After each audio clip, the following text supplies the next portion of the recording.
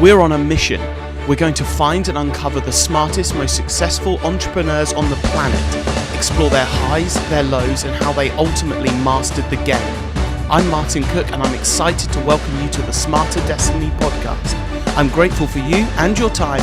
Now let's level up together.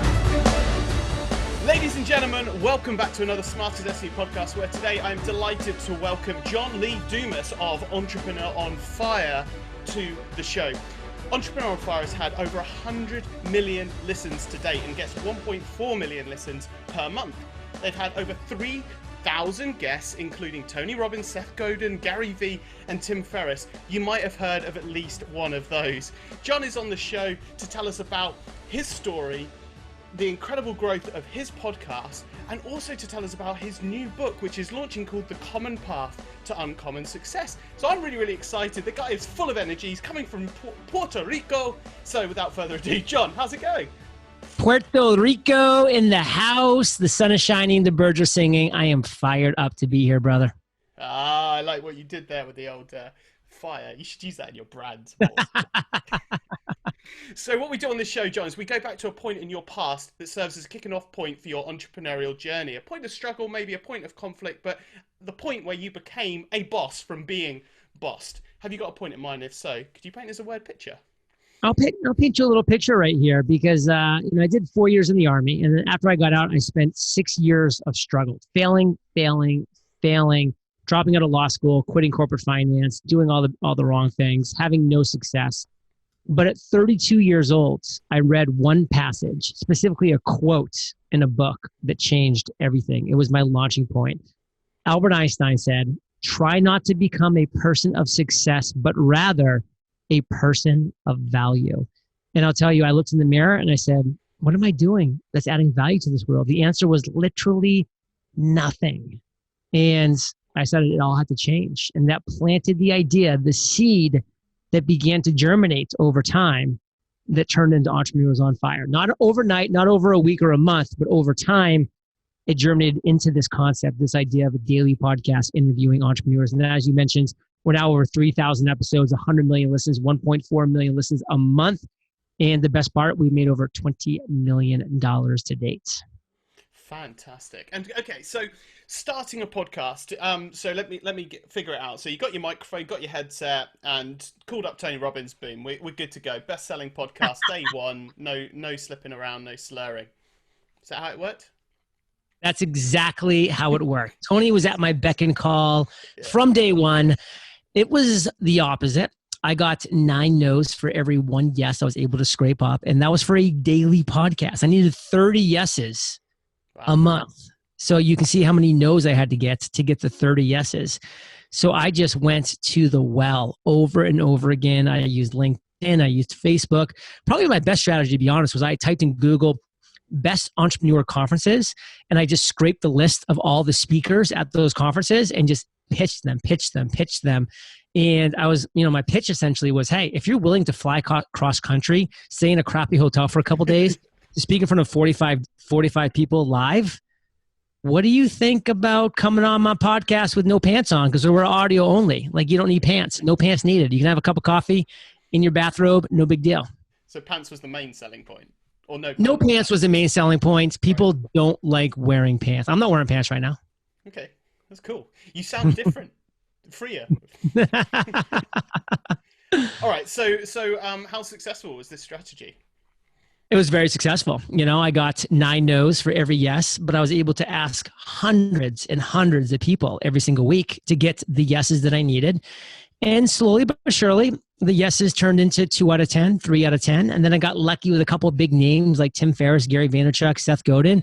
And those yeses even got easier and easier. And before I knew it, I say before I knew it, 18 months later, I hit the tipping point where I was getting as many requests as I was having interviews open for my show.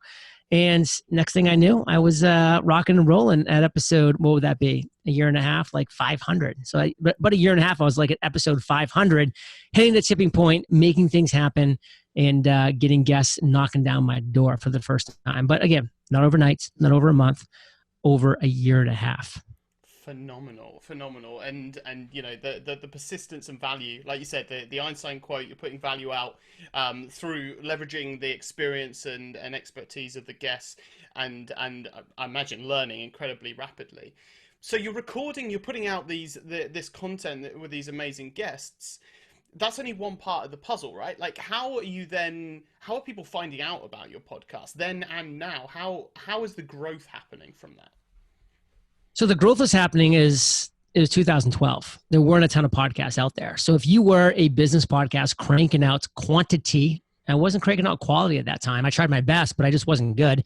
But I was cranking out quantity, a lot of episodes, you're going to get noticed. And when you do a daily show with successful entrepreneurs, they have one thing in common: followers, people who are their fans, people who consume their content. So every single day, my guest whose interview went live would get an email from me that would say, "Hey, Joe, your interview just went live. You rocked the mic. You dropped value bombs. You shared your worst entrepreneurial moment, which you told me you've never shared before. Here's all the links to share this episode, this interview with your audience. Have at it." And not all of them, but a lot of them shared. Like, for instance, Seth Godin talked about for the first time the fact that he got arrested on the AOL campus. Pretty interesting. And guess what? Slowly but surely, these fans and followers of my guests were like, "Oh, I didn't even know there was a daily podcast interviewing entrepreneurs. And that host isn't very good, but he brings on good guests. So let's listen, let's subscribe, let's become listeners, let's become part of Fire Nation." And step by step, slowly but surely, I built that audience. Phenomenal. And so how did that strategy evolve over time? It didn't really evolve because that same email went out today that I sent back in 2012. I still let my guests know that, hey, you just dropped value bombs when I interviewed you. You shared a lot of great content.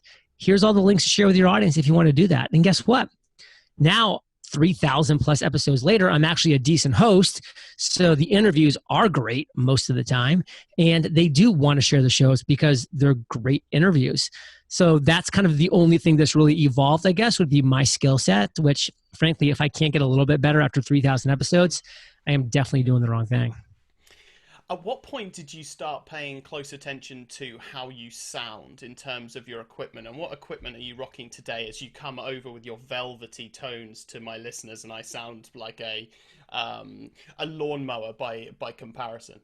I mean, you said it, not me, but I will say that the microphone that I am speaking into right now is the same microphone I recorded episode 1 of Entrepreneurs on Fire on.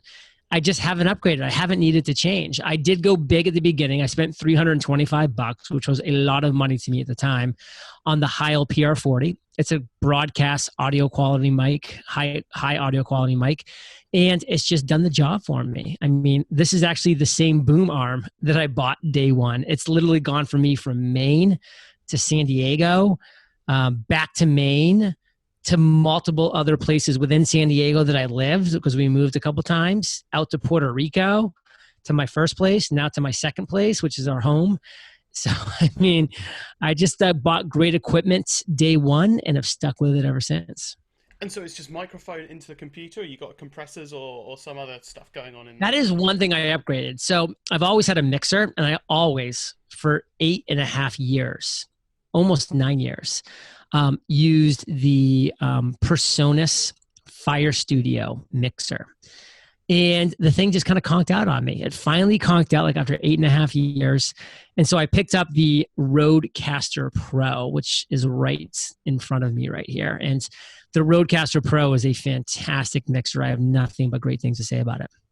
Amazing. Is that's quite an intuitive one, right? Nice colors and big buttons. Oh yeah. Do you show video to your listeners? Yeah, but it's a separate kind of show, so we can definitely do that. Oh, look at that sexy thing! Look at that, it's like a Christmas tree thing right there. Oh yeah! All you non-video people just really missed out. Yeah, you missed it. There's a little bit of John's crotch as well as he sort of scrolled down on the camera. Of my what? Of your crotch. Oh yeah, big crotch shot because I have no pants on. There you go. Yeah. So definitely more reasons to watch the video, right? Clickbait. That's what we're doing. Clickbait. Yeah. John's crotch on fire. That should be the title of the episode. Should get that looked at. That could be a problem. So, All right. So, I mean, you've had these incredible listeners. At what point did you start doing the revenue reports? Because one of the things that I'm sure a lot of people like, I certainly love about your show is that you're very, very transparent with your revenue reports. At what point did you think, right, I owe it to everybody to be very transparent about this? And what was the thinking behind that? Back in 2012, early, way before I launched the podcast, I was like, I won't do this online internet marketing thing because everybody that makes money online is scammy and sleazy, and I don't want to be involved with that.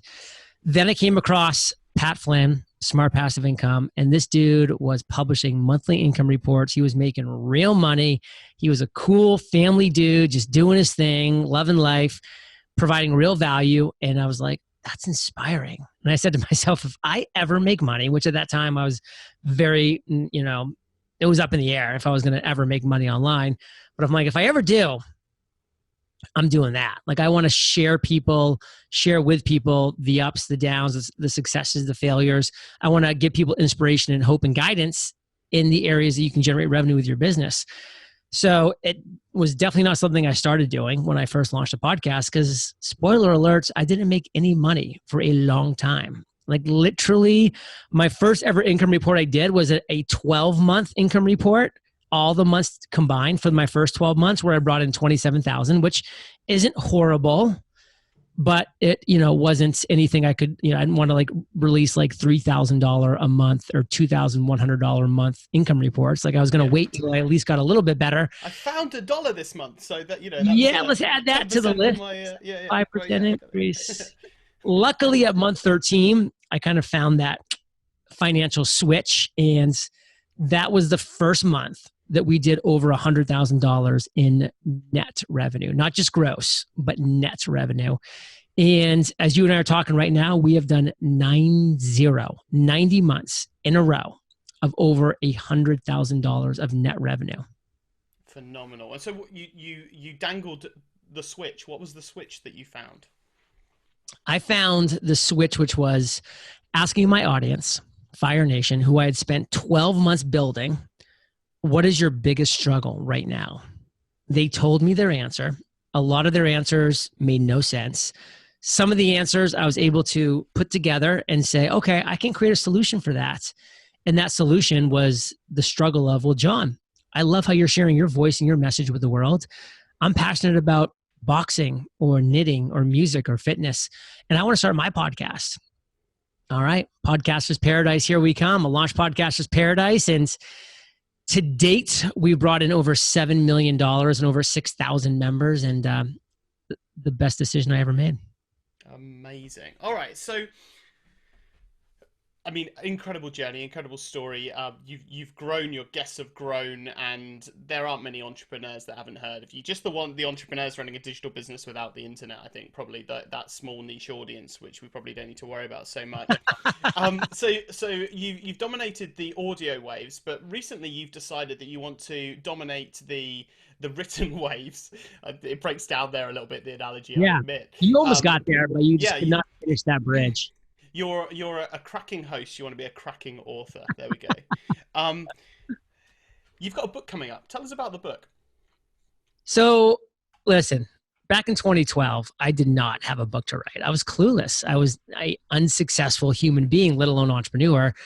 At 5 years in, I was kind of getting my footing. I was into my third or fourth year of running a multi-million-dollar media empire that was still growing, but I had a lot to learn.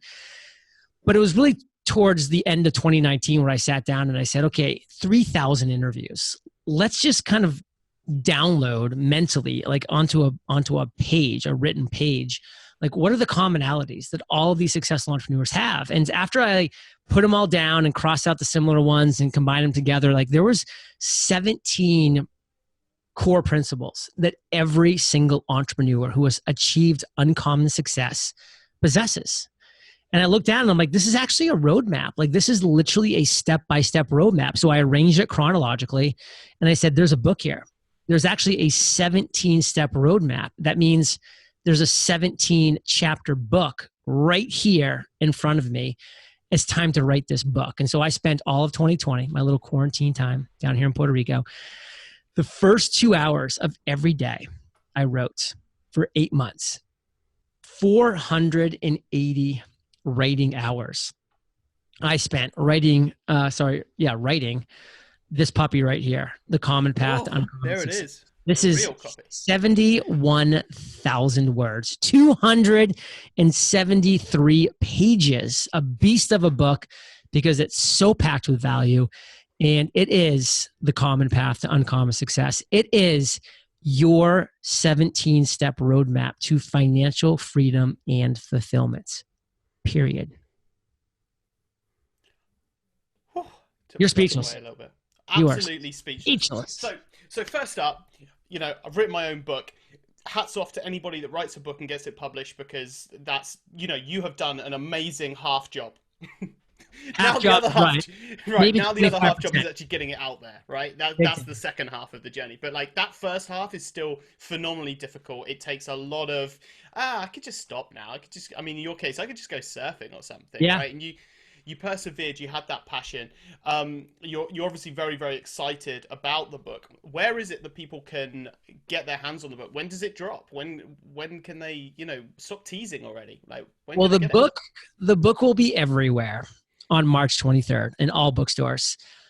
However, I have unbelievably insane, mentally insane bonuses for people who take action and pre-order this book. Pre-orders are everything, so I've made it such a no-brainer for you to pre-order this book literally the moment I stop talking. So just for one single pre-order, I am literally shipping all 3 of my journals. My Freedom Journal, Accomplish Your Number One Goal in 100 Days. My Mastery Journal, Master Productivity, Discipline, and Focus in 100 Days. And my Podcast Journal, which is Creating a Podcast in 50 Days. I'm shipping them to your door for free. That's if you're in the United States. Outside the US, I'm immediately emailing you our beautiful digital packs of all 3 of these journals. And plus, there's 4 other insanely awesome bonuses, which I won't spoil for you now. But you can learn more about the book, see my endorsements from Seth Godin, Gary Vaynerchuk, Neil Patel, Dory Clark, Eric and Mandy, and all the other bonuses and all the other stuff that we have there. The first chapter is for free at this page as well, so you can kind of see my style writing and just how much value this book holds for you. UncommonSuccessBook.com. UncommonSuccessBook.com. Boom. UncommonSuccessBook.com. And there are tons of bonuses. I pre-ordered it myself. I went for the audio version. As John said, it is everywhere. And did you do the audio version yourself? I just finished the final chapter like 3 days ago. It feels good. That's not a small task either. How did you break that up? My goal is to do 2 chapters a day, but a couple of the chapters were beasts. One of the chapters was 13,500 words. That one took a few days. And what happened when you messed up, right? Like, cause you're reading it, you like skip a word, you say something wrong. Did you redo it? Like, what's your strategy there?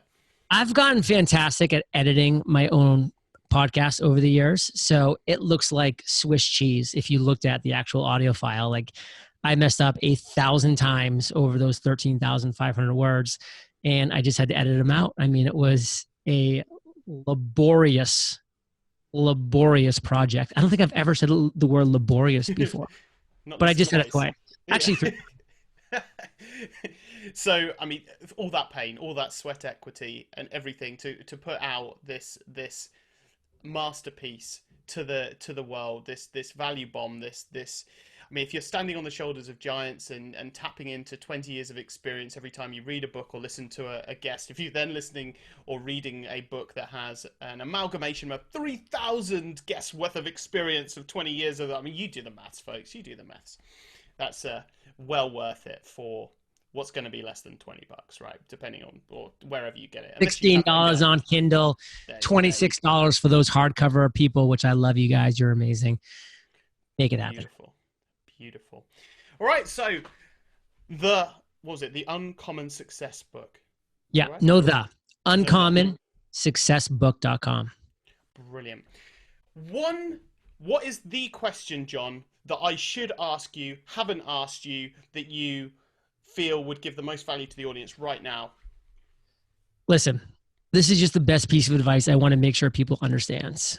Do not fake it until you make it. That is the worst advice you will ever get. Be genuine, be honest, be transparent. Most importantly, just be you. That's what people who are going to grow to know, like, and trust you want. So give them that. Amazing. Right, John, we are going to go into a rapid fire question round. Now, we're going to mix it up a little bit. I know that you're, being the recording whiz that you are going to do a great job of this. So are you ready to do an amazing rapid fire question round? Yes. Fantastic. Are you two thumbs up for that? Yes, 2 thumbs up. Brilliant. And cut. Sweet. So we'll take. I need to get it up then. I wasn't expecting you to go with it. All right. You put me on the spot. It made me flustered. I was just going to send it to you afterwards. Flustered. Flustered. You love my British. Love it. All right. Okay. Do you want to see these in front of you at the same time, or shall No, I'm good. You good? Hit me. All Yeah. right, okay. Hit you. Okay, we're recording. All right, so I'm just going to do that bit then. That bit. Okay. Right, John, at this point in the show, we like to go into the rapid fire question round. I ask the questions quickly. You can take as long as you want to answer them. No dilly-dallying allowed, but we're looking for value. Are you up for that? I am, and I'm going to respect the rapid part of this. Sweet. Are you 2 thumbs up for that? 2 thumbs up. See them. Let's see those thumbs. All right, question number 1. If you ever had to start again, how would you make your money? I would make my money by providing the best solution to a real problem, period. Boom. What's the most common or biggest mistake leaders make? Faking it till they make it. I said it once. I'm going to say it again. Be genuine. Be you. Who is the greatest leader or a great leader, alive or dead, and why? Benjamin Franklin. He was our consulate to France back in the day, and he just understood what it was like, and how to actually, what I should say is, he knew how to successfully compromise. The art of compromise is really tough. He was amazing and a great leader as a result because of that. Nice. How do you hire top talent? You create the best products and services, and they're attracted to you. How do you evaluate a good business deal? Is it the best solution to an actual problem in this world? If it's the second best solution, it's not a good business deal. So let's delve into that. So if it's a good deal, in your mind, if it's a good deal, if it's a sort of a real solution to the world, and then what, you're all in. It doesn't have to be like good terms on that deal for you. It also has to align with my strengths. Like, what else can I bring of value to this deal? Is it in an area where I can, shine some light because of my audience, because of my followers? Do I have some actual skills or knowledge or experience that are going to help with this? If the answer is yes, then it's much more attractive. If it's no, then it's unlikely that attractive. How do you identify a good business partner?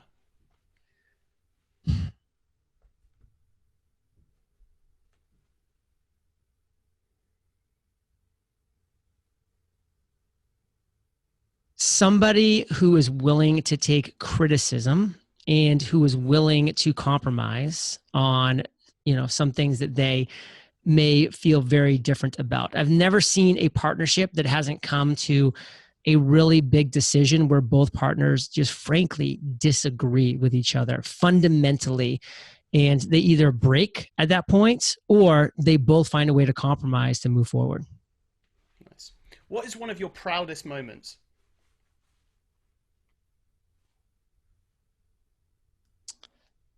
Holding the common path to uncommon success in my hands, knowing that it would soon be available for others to do the same. What's one interesting fact about you that not many people would know? I won a car on The Price is Right, which is an American game show. Can we find that on YouTube or anywhere? Yeah, it's on my About Me page too. Okay, all right. So a few people might know about it. Most people don't ever do any real research, so. What daily routines do you have, whether it's morning or evening, that have helped make you more successful? Morning is taking my dog for a walk to get outside, breathe the air, see the blue skies, and then get in the gym, stretch, exercise, sauna, and of course, hydrate very well. What book or books have changed your mindset or life? The Slight Edge by Jeff Olson and The Compound Effect by Darren Hardy. Those are two books that made me understand the power of doing the small things right. I love the compound effect. Listeners of the show will know my own book, 1% Secret. Absolutely believe fully in that. Oh, there it is. Compounding effects of doing things right, lots of little things right, and all at the same time. Anyway, what's the most exciting question you spend time thinking about? What's something I've changed my mind about in the last 6 months? Can you expand on that? What is something that I used to believe in that I no longer believe in? And why is that an important question to ask? Because it's important to know how people are thinking, what they're changing their mind about, and why. What advice would you give your younger self? To chill out. I think every person always thinks that whatever age they are is like, now's the time I need to be a success or be working hard or be doing this or be doing that. Things will come. Just chill out. Just chill out. What was your biggest challenge starting in business and how did you overcome it? The imposter syndrome, just thinking that I wasn't good enough or that, who would or should listen to me. Just the common doubts and fears that all human beings have. What unusual or underrated food or drink should more people try out? Four Sigmatic coffee. It's mushroom coffee. Drink it up. Love that. Drinking it right now. Nice. And then final question. What makes you happiest? Freedom. What does freedom bring you? Freedom. Freedom brings me freedom. And that's what I want in life. Brilliant. John, you are succinct, concise, and concentrated like a man that spends a lot of time on air dropping value efficiently. I've really, really enjoyed our time together. Thank you so much for taking the time out of your day to enrich our audience with your wealth of experience. Tell us about your growth and your backgrounds and generally dropping value, bringing the heat, bringing the fire to our audience today. Much appreciated. Thank you.